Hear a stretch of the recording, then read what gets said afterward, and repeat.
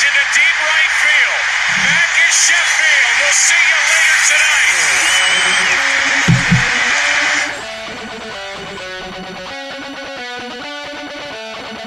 Lost in conversation. Lost in conversation. Lost in conversation.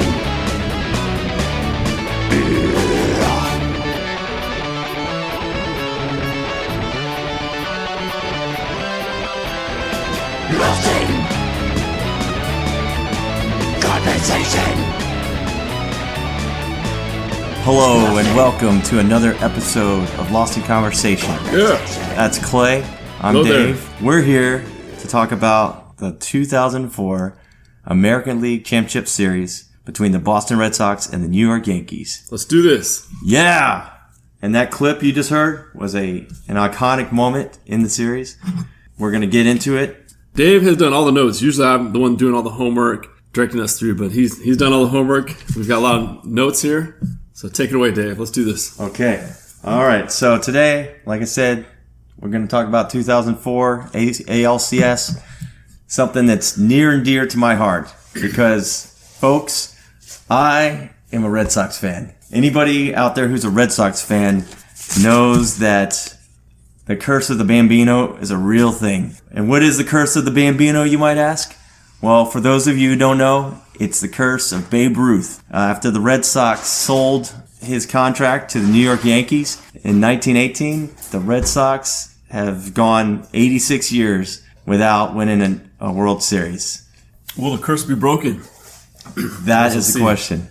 So today I've sort of decorated Clay's house with some Red Sox paraphernalia, and memorabilia, just to kind of get some good vibes in this room because, you know, the Red Sox need all the good luck they can get, you know, to break this curse. So It's legit, people. This guy has in front of me a VHS. Yes, a VHS 2004 of the game Boston versus Yankees. Impressive. yeah, and I don't have a VCR here to play it on, but I just felt like it was a good luck charm to have. I respect that. I can see that. There's like 6 or 7 Red Sox shirts hanging up throughout Clay's house. I'm wearing a Red Sox shirt. I have a few more at home. Go Sox. I have not gotten into baseball in a while, but I did watch this last World Series. This game that we're about to watch was the longest game in that time frame in history, right? It's like over 5 hours. Yeah. Well, I got to watch the game that broke that record, which is I believe 8-hour game. 7 hours and 20 minutes. Yes. 18-inning game, Red Sox Dodgers. That's your team. I was able to watch that here as I was unpacking in my new place here, and that was awesome. That happened to be a good inning for my team. We only got our only win. I'm here wearing my Dodger hat. That was a really good Boston Red Sox team. We played as hard as we could. And yeah. I got back into baseball here that last season. So I can respect the Dodgers. They play tough. As long as you don't have an N and a Y on your hat, then you're good, man. So yes. All right. Not a whole lot of Yankee fans right here. So no, not so much. All right, so Clay, you want to get us started here? Tell us lead up to this game here. Sure. Okay, here we go. 2004 American League Championship Series was Major League Baseball playoff series to decide the American League champion for the 2004 season. Basically, the Final Four, the winner goes to the World Series. This is a rematch of the 2003 American League Championship Series. It was played between the Boston Red Sox and New York Yankees in Fenway Park, the original Yankee Stadium. The Red Sox became the first and so far the only team in Major League Baseball history to come back from a 3-0 deficit to win 7 games. Red Sox had won the AL wildcard, defeating the Anaheim Angels in the American League division to rematch the ALCS, while the Yankees, who had won the AL East with the best record in the AL, defeated the Minnesota Twins. So that gives you a little insight into how they got here. So now, just to give you a quick rundown. All right, quick question for you. Yes. How did the Red Sox get their name? Well, the Red Sox actually were not originally called the Red Sox. They were called the Red Stockings because they wore these red. Well, I mean, they're basically socks, but they wore these stockings that went all the way up their calves. They decided to change it to the Red Sox to make it easier for headline writers to write their headlines about the Red Sox. That's interesting, Dave. And how did the New York Yankees get their name? Don't know, don't care. Wow. They're called the Highlanders. The press were nicknaming the Yankees, and the nickname stuck from the press, and that was in 1913. Okay. It's not really that interesting. Okay, so enough about the Yankees. So in game one, starts with the Yankees. Gosh, it's always the Yankees. Game one went to the Yankees, and it was a tough loss for the Red Sox. They actually were playing against the Yankee ace, Mike Mussina. Mike Mussina actually had a perfect game going through the first 6 innings. So already the curse is rearing its ugly head in the first game. The Red Sox did come back from an 8-run deficit, and they closed within a run. Then the Yankees eventually took it 10-7. Game 2, same story. Yankee win. Home run by John Olerud helps them take that one. And then game 3 was a total nightmare for the Red Sox. The Yankees got 22 hits, ended up winning 19-8. And at that point, it looked like curtains for the Red Sox. What's brought us to here, which is game 4. Right. And we are facing elimination at this point. Yes. Yeah. Yeah, it was... there is no tomorrow here. There is no tomorrow. You can see signs in the crowd, make history or we're history. We still believe. There are some bad moments where the fans were getting mad and they said, you fooled us again. You know, this is the narrative of the Red Sox fans. You know, they love their team, but they get let down by their team a lot. So this is the same announcer. Well, one of them is who currently is the announcing. He did the last World Series. Yeah, Joe Buck. He's been, I think he's probably about 80 by now. The voice sounds real familiar. Yeah, he's been doing games for a long time. It's not really that old, I guess. So we're 2004, 1 year before The Office came out, for a timeline for everybody. Yeah, for references. Yeah. Yes. So we won't go into Game 4 right now. We're going to just give you a rundown of the other games. Game 5, David Ortiz ends up being the hero of Game 5 with a game-winning single in the 14th inning. 14th inning? Yes. And then Kurt Schilling pitching with his sutured-up ankle. This is the Bloody Sock game. The Bloody Sock game, yes. Which we almost did. Yeah, we thought about it. Dave decided to go with this one. Yeah, it was a tough call. I had to go Game 4. So Kurt Schilling was dynamite in that game. He only gave up 4 hits over 7 innings. Kurt Schilling's awesome. I always remember when him and Randy Johnson were teammates, and that was quite the duo. Oh, Yankee killers, man. You gotta Those love guys it. are ruthless. Yeah, they single-handedly beat the Yankees in that series. And then, yeah, Game 7, Red Sox paying back New York for their Game 3 blowout with a dominating 10-3 win. Derek Lowe was the pitcher on the mound in that game, and he also pitched in this game. And then Johnny Damon, who had been struggling all series, came up big with 2 home runs, including a grand slam in that game. David Ortiz ends up being the MVP of the series. Then they go into the World Series to sweep the Cardinals in 4 and break the curse of the Bambino. But let's not get ahead of ourselves here. So Okay. we're going to go into the detail of Game 4 in a minute. But first, how did they get there? So the Red Sox, Yes. like we said, they were in there in the 2003 season against the Yankees. I've always had a dislike for the Yankees because I feel that they just had the biggest pocketbooks and just going out there just buying players. But you said you could also say that it's maybe a little bit for the Red Sox, but not so much. Well, maybe it's become more so as the years have passed. But George Steinbrenner, Yankees owner, was never a very well-liked owner. And then it's just one of those things. The Yankees have been so successful, winning all these World Series. They have such a rich history. Red Sox, not as much so. Sort of more of an unfortunate stream of games that they've lost in key moments. We should also point out that Red Sox were actually favored in this series, correct? Yeah, because they ended the season playing strong. They only were 3 games behind the Yankees at season's end, getting the wild card. They were on a roll. They were definitely, all that the Yankees can handle. But as it started out, the Yankees were too much for them in the first 3 games. Yeah, so in 2003, we had the Red Sox getting oh so close one more time, only to lose it in Game 7 to Aaron Boone with his home run in the bottom of the 11th inning off Tim Wakefield. Aaron Boone, ironically, is now the Yankees manager. So I think that's pretty fitting. During the offseason, the Red Sox made some key moves, and they ended up getting Curt Schilling from the Diamondbacks, which I can say, I think you can agree, Can't beat that. was a key acquisition for them. That's it, the Diamondbacks. When they had Randy Johnson, Curt Schilling. Yes, yeah. So They won the World Series. yeah, against the Yankees. Yeah. So what better guy to bring That's what I'm talking to about. beat the Yankees, right? He knows how to beat them. That's what I'm talking about. Also, they replaced their manager. They had Grady Little, who made some questionable decisions in the previous year's playoffs, keeping Pedro Martinez in there too long when he should have been out. You've done your research. This is Dave's moment, ladies and gentlemen. Yes, this it is his team. This is his favorite game. Yeah. There's another podcast where we did my favorite game, which was the Dodgers versus the A's. So Right.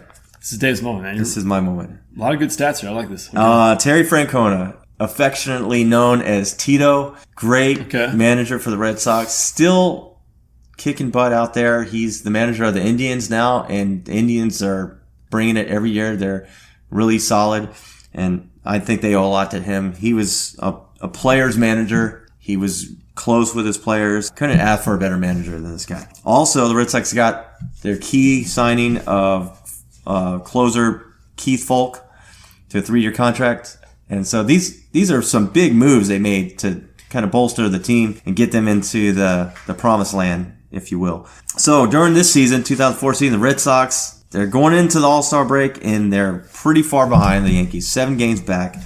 They're 48-38, leading the wild card, but not looking that great. Not like a team that's, got the potential to go to the World Series. So they made a really key move during the season. Their general manager, Theo Epstein, trades Nomar Garciaparra to the Chicago Cubs. Oh, yeah? Which is one of those moves that you look back on years later, and it's either made all the difference in the world or it's come back to bite you. Much like when the Red Sox traded Babe Ruth. I mean, So he was really going for it. Yeah. I mean, he traded arguably his best player, the most well-liked player, the face of the franchise, to the Cubs for some key players. And who's this? What position? Who's this guy? Shortstop, Nomar Garciaparra. Gotcha. They did get some good players in return. They got Doug Mickavich, first baseman, defensive first baseman. Orlando Cabrera at shortstop. Yeah, it was a big deal, and that was one of those moves. You got to, look ahead and see what's going to happen next. So at first, it didn't work out really well for them. They ended up 10.5 games back, and we're in August now, so they're running out of time. But then they had a really strong September, got back to within 2 games of the Yankees. The Yankees, was that after the trade? They fell apart, actually, after they traded Nomar. 10.5 games back. And then in 1 month, they gained 8 games on the Yankees, which is huge. Okay. Ultimately, Yankees end up winning the division. Doesn't matter, though. Red Sox still get the wild card, so they've got a shot. I was talking to Dave earlier. This is 2004, before the smartphones, and I was talking about how important ESPN was to get updates, where you couldn't get an update anywhere that you were. You had to go, look on TV or still look at a newspaper or something. You couldn't just get the information right away. Oh, I know. It's a different time. You would think 2004. It's not that long ago, but a lot has changed since then. Just the quality of the picture of watching this game is nowhere near what we're watching now. So the Red Sox, they're in the playoffs now. The first series, they're up against the Angels. They end up taking them out, and now they're playing the Yankees to see who goes to the World Series. So I guess if you want to talk about the Yankees for a little bit, go ahead. Okay, so here we are. New York Yankees.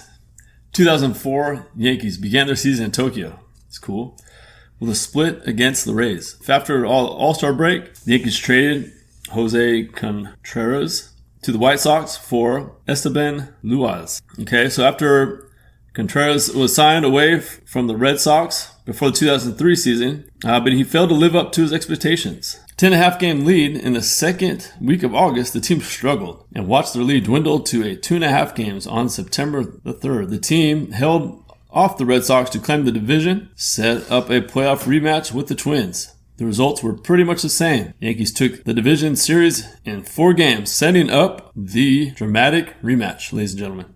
Also, the New York Times said that this was the showdown Yankees anticipated the whole season. Yeah, it's fitting that they're playing the Yankees. Any Red Sox fan wouldn't have it any other way, and I think any Yankees fan wouldn't have it any other way.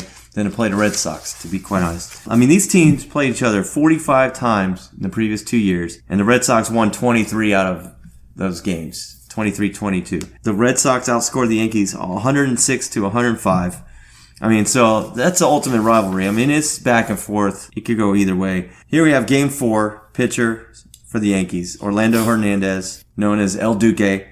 He's the 1999 ALCS MVP, going up against Boston's Derek Lowe, who had just come out of the bullpen because they had kind of demoted him after kind of some rocky play out there. And if it weren't for Tim Wakefield coming in the previous game in relief, then he's not even getting the start. So that's a big change in the lineup there. I feel it was in the Red Sox advantage because it felt like it motivated him. He was really out there to prove something. Yeah, and I think he was mad because, he's like, why am I getting demoted? I mean, this guy's had a pretty good career with the Red Sox. He's won 21 games, 17 games.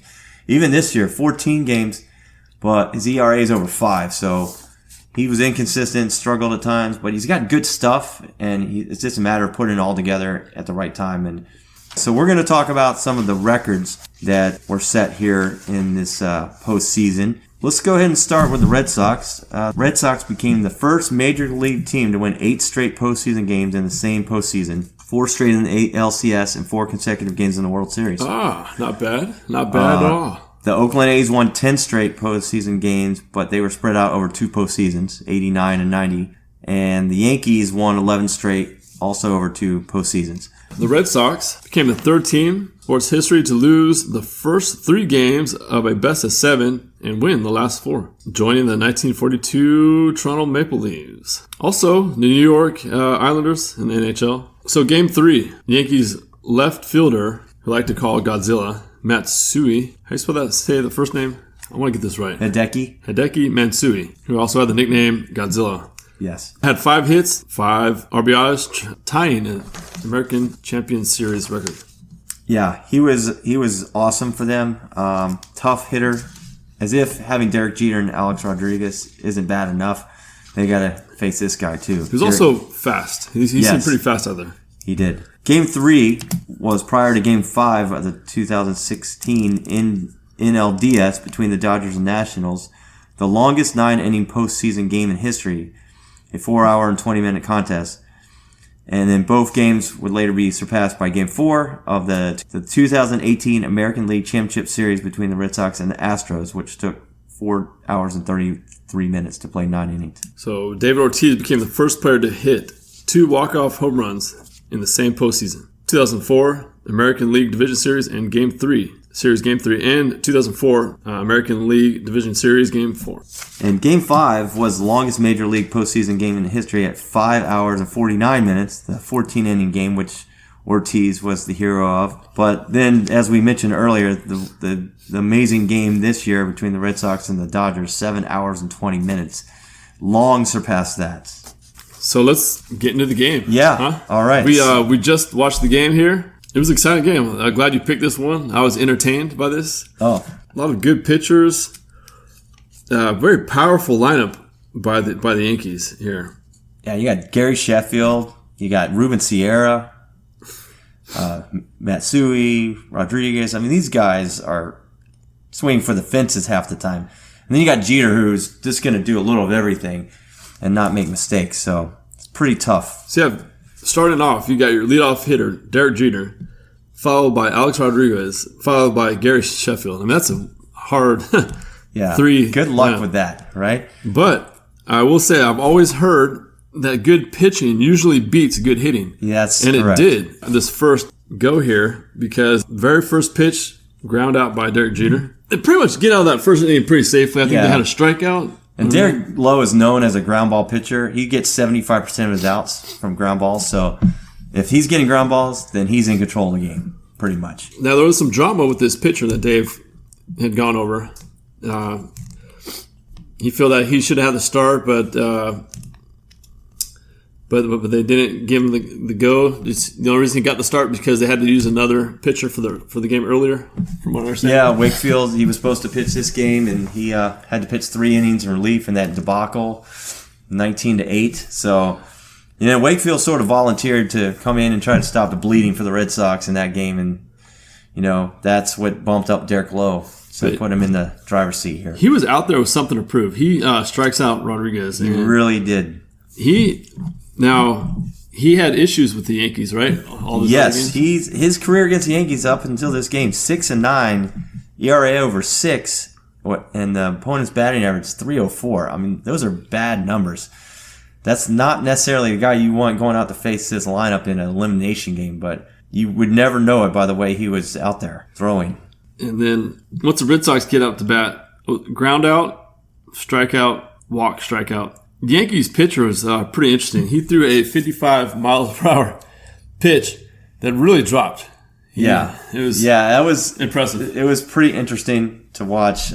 David Ortiz just sat there and watched it in amazement, and probably he's used to seeing a lot of fastballs, not 55-mile-an-hour pitches. But yeah, El Duque, Orlando Hernandez, he's been dynamite, unlike Derek Lowe. 9-3 in the postseason in his history. Not a power pitcher. He's going to be about location and deception. And I was worried about this guy. He's a legit pitcher. So, and he was on his game to start it off. A lot of, I guess, breaking balls that are dropping down, sinking. I like how they had a cartoon illustration on how to throw a curveball. I know it looked like something from a Schoolhouse Rocks cartoon. And then they had the third announcer in there, showing the fans. I'm like, man, this is very interesting. They're picking this time of the season, elimination game, to start telling people very how to throw. Educational little thing for all those young baseball players out there to learn, I guess. Guess that was a moment for the kids, in the early innings before they had to go to sleep or something. So a pretty uneventful first inning. Besides the cartoon, it's just a 1, 2, 3 innings pretty much. Until Godzilla came out of nowhere. And then the second inning, Godzilla strikes Boston with a big double. He ends up getting to third. And then a really key play here, Orlando Cabrera, the shortstop, throws out Matsui at home to save a run in the early going. He tries to do like a slide around. I felt maybe he could have just kind of like went right through him, try to hit him, just straight on, make him drop the ball maybe. But he tries to slide around the outside and gets tagged out there. He thought he could be sneaky and just couldn't quite get around. So Red Sox dodged an early bullet there, and then we're on to the third inning. I have to point out the umpire was bringing it. Those strike ones were quite enthusiastic. Reminded me of the Naked Gun movie where he's doing the dancing and says strike. So yeah, he was very emphatic. Strike. Yeah, he was bringing it the whole game, man. More on the first strikes than anything else. Yeah, I think a third strike he would then do something crazy, but it seemed like the first strike. It was a lot of first strike stuff. So now we're in the third inning. Red Sox get 2 quick outs. Looks like we're, seeing a pitcher's duel at this point. Derek Lowe is really bringing it, man. Game's going kind of fast, and then all of a sudden, Derek Jeter's up to bat, and then things start to change. Gotta say, Derek Jeter is clutch, and he proved it once again with a key 2-out hit here, which ends up getting Alex Rodriguez up to bat. Derek Lowe is pitching really good against Derek Jeter. He blows one by him for a strike. The crowd is going crazy. It looks like he's getting the best of Jeter. He is really bringing it. And then Jeter ends up getting a base hit. And I felt that really was a momentum changer right there. I felt that's when the crowd got quiet. It was real obvious they're playing in Boston right there. And also I felt the pitcher, it was kind of like if he was in a fight, he just got nailed the shot there. I was like, man, I had this guy, and he got past me. And he had him with 2 strikes for a while, and Jeter kept fouling off pitches, and eventually got in. I mean, that's the way Jeter plays. He finds a way, and he does it with that annoying smirk on his face. Yes, the smirk. We were talking about the smirk. And there's no reason to really hate this guy. He's pretty calm, collective guy. Doesn't really do anything wrong. Yeah, there's something about the smirk, right? Yeah, it's you got to find a reason to hate this guy because he's the face of the Yankees. So there it is. That's our. I just want to knock the smirk right off of him. Yeah, right? Let's do that. Sorry, all you Yankee fans. Not sorry. So then another big slugger, Alex Rodriguez gets out to bat. I feel like I said, his confidence momentum change right there. Yeah, and Alex Rodriguez comes up and delivers over the Green Monster with 2-run home run. And just like that, it's 2-0, and the Red Sox fans are getting anxious already. These Boston fans are great. The ball goes out of the stadium. Someone outside the stadium had to have thrown the ball back into the stadium. Someone in the crowd had to have then thrown it back into the field. Yeah, and then Johnny Damon threw it back into the outfield seats. Then it gets thrown back again. That's great. I love stuff like that. And then That's the umpire finally pockets the ball. But yeah, they're like, we don't want this ball in our seats. There was pretty funny moment. I thought it was funny to see all the AOL commercials.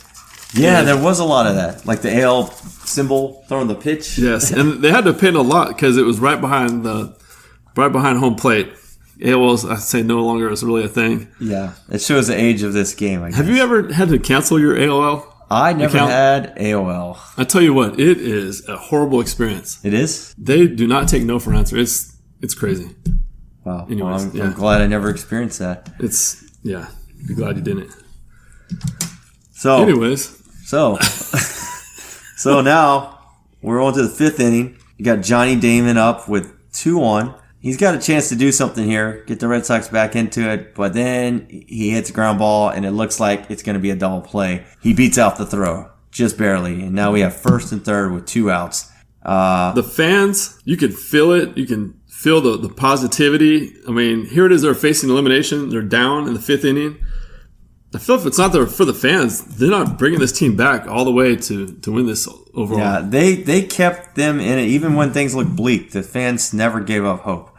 And I think that sort of transcends into the Red Sox dugout and kind of gives them that little boost. So Cabrera comes in next with a RBI single, and then suddenly it's 2-1. Okay, we're in the 5th. Is that what you're talking? And Red Sox are back in it. Okay. Then El Duque walks Ramirez, and the bases are loaded. Now, okay, we're talking about the 5th. Have they changed the pitcher yet or no? No, it's still El Duque. He's still in there, and it's trouble for him now with Ramirez loading the bases. You got Big Papi up, but the bases loaded, and it's a 2-1 game. So Papi delivers one of his many clutch hits in this series, 2-run single that he rips into center field. And suddenly the Red Sox are up 3-2. Eventually, Veritek strikes out to end the inning, but the damage has been done. They got to El Duque. So Red Sox fans are feeling good, but just like any other time in history, you can't get too comfortable if you're a Red Sox fan. So in the 6th inning, Godzilla strikes again. This time with an amazing triple that he hits past the outstretched arms of Johnny Damon. And this knocks Derek Lowe out of the game, much to his dismay. You can see him shaking his head in disgust as he gets taken out of the game. I thought it was awesome how long these pitchers are playing. They're playing them way more than today's game. Oh, yeah. I was talking to Dave. Remember when it was 3 pitchers per game? You had your leadoff pitcher. He'd go by usually the 7th inning, 6th or 7th. It seemed like there was a lot more of that years ago, and nowadays it's all about matchups. And then the closer was always like a character. He was like a real big fat guy who didn't have a lot of stamina, just threw really hard, or had like a handlebar mustache. Someone that's just there just to throw heat. Wild Thing, Mitch Williams had this crazy windup. He played for the Phillies. Remember a guy, the Goose? Oh, Goose Gossage? Oh, yeah. There have been some characters out there for sure, but a lot of high heat throwers. But nowadays, like the last World Series, the guy's pitching great. He goes maybe 2-3 innings, and they just they had out. Rich Hill for the Dodgers in the 2018 World Series. They'd given him one hit, and they took him out of the game. Yeah. And they ended up blowing it after that. So, and just like this game, they take out Derek Lowe pitcher, and then as soon as they take him out, I mean, the team starts nailing him and then score? Yeah, so it starts falling apart for the Red Sox quickly at that point. Godzilla is really playing great here. He hits a triple. He's fast. He's just running around the bases, gets a triple off of this hit from hustling. And then he scores on a kind of a freak play that Bernie Williams hits a chopper basically right down into the dirt that pops up to the air, and they can't make the play. On the replay, they show Orlando Cabrera just barely missing it as he's trying to barehand it and throw Matsui out at home, but wasn't meant to be. I think maybe Babe Ruth might have did something, put some spin on the ball there to get that ball. Dave away said from him. at some point you could see a ghost in the audience. We didn't get to see that. But, I know I saw it. I do believe in ghosts because I saw it. With you're my talking own eyes. about the second baseman error, or Oh no! This Okay. is when Matsui scored. They showed the replay. He just missed it with his. Okay. He was going to barehand and throw him out at home, but not to be. So it's 3-3 at that point. And then Mike Timlin comes in, and I gotta say, Mike Timlin was struggling out there today. a lot of wild pitches in the dirt. Yeah, he had two of them in the inning. The first one gets Williams over to second, so he's in scoring position. Then he walks the next guy. Not going too good there. No. A very strange play at third went down. Another wild pitch in the dirt. Yep. Catcher, great throw. Yeah, Veritek made a great play. Throwing out Williams, it looked like there's no way he's out on this play. At first, I thought that he was safe, but it turns out the Red Sox third baseman had his foot right there on the bag, protecting the bag from him actually being able to touch the bag. So Williams actually, his foot ends up sliding into Bill Miller's foot, and he never actually touches the bag and gets tagged out. This is kind of a crazy play. So then second baseman Mark Bellhorn, who's been getting booed pretty regularly at this point throughout the series, again comes up empty. I just saw the one error. I mean, I didn't. You know this team. Yeah, he's been don't know. struggling, hitting, and now his fielding's starting to become a problem. Oh, really? They're starting to chant for Pokey Reese to come in off the bench. Yeah, he actually makes a pretty good stop on this one ground ball, keeps it from getting in the outfield, but looking to make a play, he looks up and takes his eye off the ball and can't come up with the throw to first, and Jorge Posada scores, and now the Yankees are winning 4-3. And then you have Derek Jeter coming up. Bases are loaded. Things are looking bleak. Even the Red Sox fans seem to be starting to lose a little bit of hope at this point. So we're in the seventh inning. Yeah, and then the Red Sox... They put in Keith Folk, who had a very interesting throwing motion that I thought. Yeah, I mean... Looked really good out there, man. He's their closer, and he's coming in the sixth inning.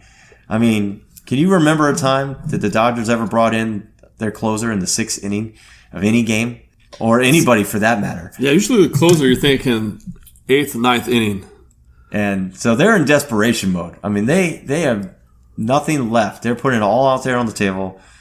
And I got to say... Keith Folk looked good out there. He was fantastic. 2 2/3 innings. Didn't give up any runs. And really kept the season alive until the Red Sox got their chance here in the ninth inning, down 4-3. Their last chance. We're down to the bottom of the ninth. New York is winning 4-3. Ladies and gentlemen, it is midnight. Dave was watching this game at this time. How are you feeling, Dave? Well, even now watching it, I'm still feeling on edge, even though I know what happens. It's just that feeling that you're getting in this situation. It looks like Boston is about to get swept. Even the announcer said that we're just this much time before getting swept. He even says it. Oh, fans are looking a little nervous. And the part about this that's even tougher for the Red Sox is they're facing one of the best pitchers of all time, closer Mariano Rivera. This Mariano Rivera character, whatever his name is, from what I've seen, I haven't seen crap. He's throwing a lot of wild pitches when he gets out there. He ends up walking some of the Red Sox guys. Yeah. From what I've seen, I'm impressed from this showing. I won't argue with that. So, Kevin Millar, one of the most charismatic players on the Red Sox team, started the rally cry, Cowboy Up. He's up to bat, and he ends up hanging in there getting walked by Mariano Rivera. So right there, Red Sox, they're still in it. They still have a chance. How many stolen bases does this guy have? None. That's why they took him out and replaced him with Dave Roberts, who is the current manager of the Los Angeles Dodgers. That's what I'm talking about. This guy is fast. And Dave Roberts, basically, as soon as he comes into the game, he's determined to help the Red Sox pull this out. So they put him in as a runner. Yeah, he's pinch running for Kevin Millar, who's one of the slowest guys on the team. So gotta make that move. What position does he play usually? Who, Millar or Roberts? Roberts is a backup infielder. He's a utility guy. So they just put in him just to run for this guy. That's it. And that's all. That's his only job. So he hadn't played at any point in this game yet. He had not. No, and they didn't have him at the beginning of the season. They actually got him in the trade with Nomar Garciaparra. So he was a late season addition as well. Again, this Yankees pitcher throws over to first base 3 different times, and almost got him on that third one. And before he even throws the first pitch, I mean, the camera is just watching the battle between Mariano Rivera as he keeps looking out of the corner of his eye over at Dave Roberts. Dave Roberts is raring to go. He has a good leadoff, even after a close one. Still has that. He's very daring at this point. Yeah, I mean, this is a very intense moment here. I'm on the edge of my seat. I'm thinking, this is it. This is their last chance. And what happens next will go down as one of the greatest moments in Red Sox history. Big momentum change. Yes. So before Mariano Rivera can even get his first pitch across the plate to Bill Miller, Dave Roberts takes off on the pitch, and Jorge Posada makes a great play, makes a perfect throw, but Dave Roberts is safe. He is safe. The crowd is second base. Fired up. The crowd is going crazy. Big momentum change right here. Crowd is into it. The Red Sox are feeling it right now. Yeah, so they've got their runner they need in scoring position with a key bat at the plate. Bill Miller, former batting champion. I mean, this guy's a great contact hitter. Right now, the Yankees are thinking bunt. They're thinking the Red Sox are going to bunt here. They're going to move Roberts over to third, potentially. Try to keep pushing him over to scoring position because, all they need is one run and can keep this game going. So they're still down by 1 point. Yeah. This is the bottom of the ninth. They need 1 point to keep it, to go into over innings, or they're out of it. Yes. So Bill Miller comes up with a clutch hit right up the middle. Right over second base, right down the line, down to center field. And Dave Roberts, on any regular player, is probably not going to score on this single. But Dave Roberts is no regular player, folks. I mean, this guy is a speed guy. You think he hasn't played all game? This is his moment.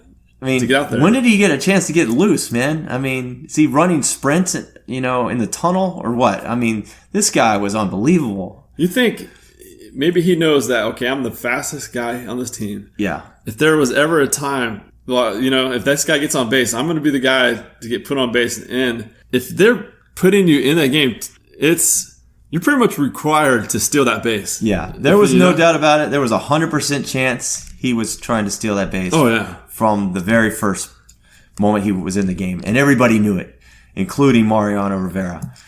Oh, yeah. And, so then, he makes a great play scoring on this single off the middle. And just like that, we're tied, folks. It's 4-4. Eventually, the Red Sox actually have a chance to win this now in 9 innings. They load the bases for Big Papi, who's already been great in this game. And he won the series against the Angels as well. So what a better moment. This is set up for a perfect Red Sox finish. But then a very anticlimactic moment. Papi pops up to the second baseman, and we're going Don't to you hate when that happens? That happens a lot, it seems like. We're going to extra innings. The 12th inning. Yeah, so we go through a couple innings. Yankees get some base runners, but the pitching's pretty solid on both sides. And then eventually the Red Sox get Manny Ramirez up to lead off the 12th inning. And now they've got their big guns up to bat again. Ramirez starts it off with a single. And then Big Papi is up again. This time he has a chance to send the Red Sox into Game 5. So Big Papi's up to bat. The crowd starting to, hold their hands together, praying for a miracle, praying for Papi to come in with a big clutch hit. And then on a 2-1 count, Papi delivers the game-winning home run, 2-run home run. Red Sox survive. We'll see you tomorrow night, as Joe Buck says. We're going to Game 5. We'll see you tomorrow night. Which was actually that night because it was past midnight. And it was. And then in a really emphatic show of team-oriented togetherness, David Ortiz runs around the bases and throws his helmet off, jumps into basically a mosh pit of Red Sox, and they're all jumping up and down, going crazy. You think they had just won the World Series after this, but where were you at when that happened? What were you doing? I was very excited. I didn't want to get too excited. Were you at work? No, I actually saw this game At home? at home. Yeah, and man, I was like, okay, all right. We got one. We play again tomorrow night. It was just, you got to take it one game at a time now. And then by now, we all know the story, as we kind of talked about a little bit earlier. David Ortiz again, game 5, a 14-inning affair. This time he's the hero again with a big single in the 14th inning to win it. Okay, so this was game 4 that they won here. Yes. Then they went on 5, 6, 3 more games. Yeah. And game 6, the Bloody Sock game, was another close affair. And then they end up getting to the World Series with a 10-3 win in game 7. Then they're facing the Cardinals for the World Series. Manny Ramirez ends up being the MVP of the World Series. Is that when they had Mark McGwire? No. My favorite player, Trot Nixon, also had some key hits in that series. Hit one on a 3-0 count with the bases loaded. He was swinging for the fences with a 3-0 count, which you don't see very often, and he came 5 feet from hitting a grand slam. I don't know why people don't do that more. Yeah, you think the pitcher's you're gonna get a strike, right? They always let that one go. He was swinging for it, and they interviewed him. I saw a special about this, and he said, "I didn't care about hitting their home run. I was just trying to help my team win." And that's what Trot Nixon's about. That's why he's my favorite player. He's the ultimate dirt dog. He's plays hard, and he has pine tar all over his helmet. You can't even see the B on his helmet. He's sort of one of those guys for the Red Sox. And I have his shirt right over here, hanging up in Clay's living room. Go ahead and get it, and I'll explain to the audience since they can't see. Ladies and gentlemen, Dave, this is his moment. He's going over and he's getting his Red Sox shirt, Nixon number 7. Yes, this shirt. And it looks like it's like he's had it a while. Yes, I have. It's faded, but it's still hanging on. A buddy of mine told me that I should stop wearing this shirt and that I should save it as a collector's item and not ruin it further by putting it in the washing machine. And as you can see the cracks in Nixon's name and the number, he might be right. Man, how old is that? I've had this shirt since 2004. Wow. Yeah. So 1 year before The Office. Yes. 1 year before The Office, which was on Thursday nights on NBC. This was fun, man. I appreciate you introducing me to this game. I don't think I would have watched it unless you brought it out like that. So that was a good game. Yeah, it was a fun time. And, ever since then, the Red Sox, they reversed the curse and they've won 4 out of the last 15 World Series. So they've become almost kind of a dynasty now. So rest in peace, Babe Ruth. You guys are ruthless in this year. No pun intended, right? Ruthless. You want to close us out since this is you directed this one? Yes, I would. So I can't imagine any other way to close out a podcast about the Red Sox defeating the Yankees than by serenading you with a Red Sox anthem of sorts. And this one is a song that I think any Red Sox fan knows. And, well, if you know it, just sing along. All right. Well, thanks for joining us in this episode of Lost Conversation, and see you next time, everybody. No, but I got to put it right at the right moment.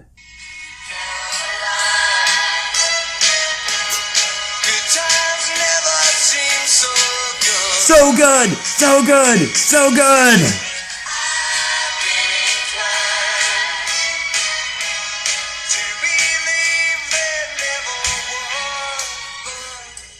Thank you, Boston. Thank you, Red Sox. Yankees suck.